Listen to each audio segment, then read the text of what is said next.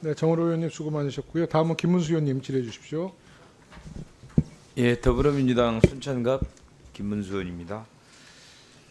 먼저 그 손효숙 이분은 리박스쿨 대표, 교육부 정책자문위원회 위원을 한 거죠. 그렇습니다. 네. 그리고 이수정 그 교육부총리 자문관이 이 손효숙을 추천했다.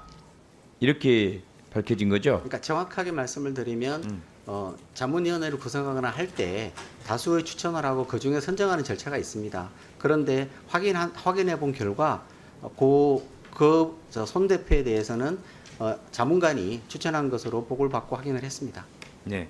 근데 이런 이제 역사 왜곡, 물론 이제 댓글 조작은 선거법이나 거기기 때문에 경찰이나 또 거기서 조사해야 되겠지만은, 근데 이 정작 손효숙 이수정에 대해서 교육부에서 어떤 조사를 했습니까?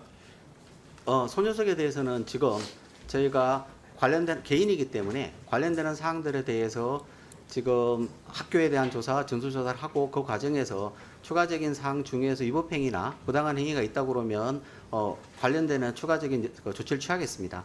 이수정 자문관은 그냥 거기 자문위원회를 구성하는 역할에서 다수 추천자 중에 한 사람을 추천한 일이기 때문에 그 부분에 대한 직접적인 상황은 제가 직접 당사자에게 확인한 결과 개인적인 관계가 있거나 그런 건 없는 것으로 확인을 했습니다.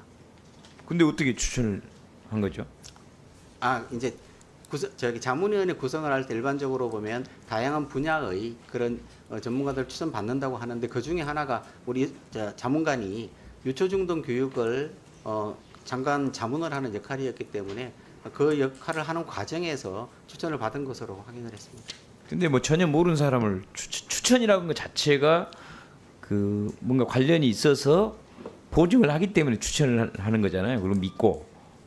네, 그래서 아까 추천이라는 의미가 없잖아요. 만약 그렇게 하지 않았다면. 아까 말씀드렸습니다만은 이제 확대하는 과정에서 다양한 분들을 추천을 받았고 추천받은 분들 중에서 선정하는 과정에서 당시에는 특이사항이 없어서 확인하지 못한 결과 추천되었는데 절차는 저희가 좀 더 정밀하게 만들 필요가 있다고 생각을 합니다.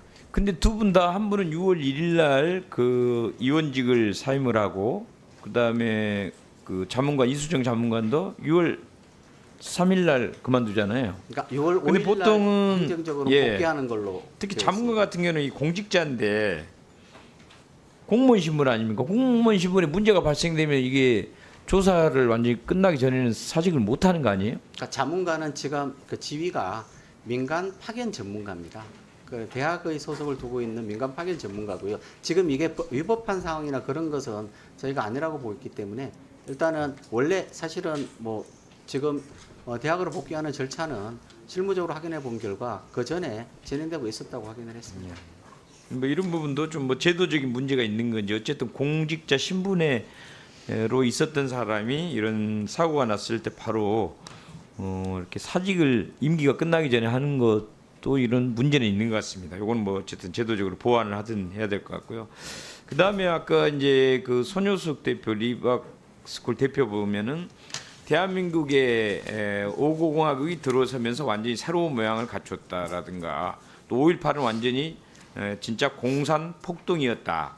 또 바른 역사, 정방향의 역사를 학교에 들어가서 애들하고 얘기를 하는 거다. 물론 아까 다 이미 나온 이런 아예 헌법 자체를 부정하고 5.18에 대해서 이렇게 왜곡하는 사람들을 고의적으로 침투를 시킨 거 아닌가 이런 생각이 듭니다. 사실은 교육부라고 하는 거는 이런 걸 못하게 해야 되는데 그다음에 그 교육부 정책자문위의 규정에도 보면 교육부 정책에 관한 학식과 경험이 풍부한 사람 또 대통령령에도 자문할 분야에 관한 학식과 경험이 풍부한 전문가를 하라 이렇게 돼 있거든요.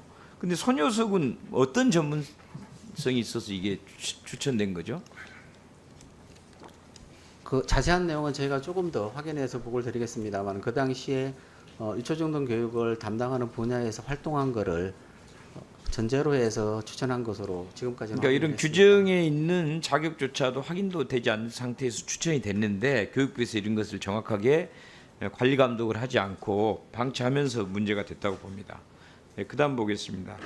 그리고 윤석열 정부에서 늘봄 학교를 갑자기 이제 1년을 앞당겨서 시행하거든요. 그러니까 원래 23년도에 기반 조성을 하고 24년도에 단계적으로 하겠다 하고 그리고 25년부터 전국 확대를 하기로 원래 그렇게 한 거잖아요.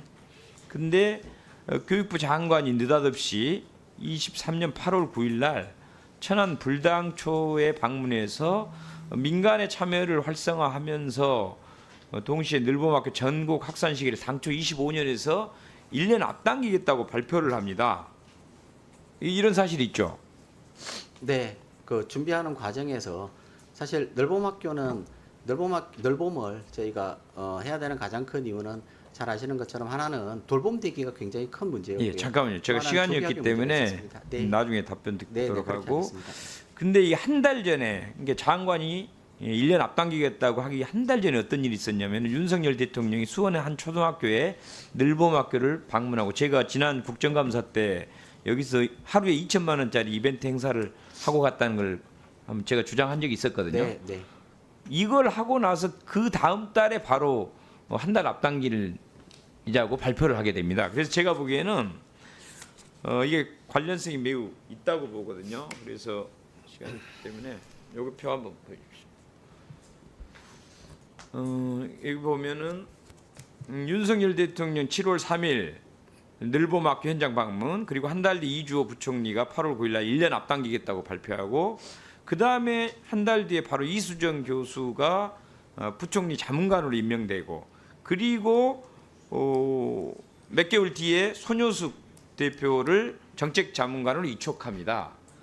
이런 일련의 정황들을 봤을 때 윤석열 대통령과 이주호 부총리가 이 학교에 이런 왜곡된 역사관을 전파시킬 목적을 가지고 이런 일들을 서둘러서 하려고 이런 갑자기 1년 앞당기는 이런 이상한 졸속 행정을 했던 거 아닌가 이런 의심이 강하게 들거든요. 그에 대해서 한번 답변해 주십시오.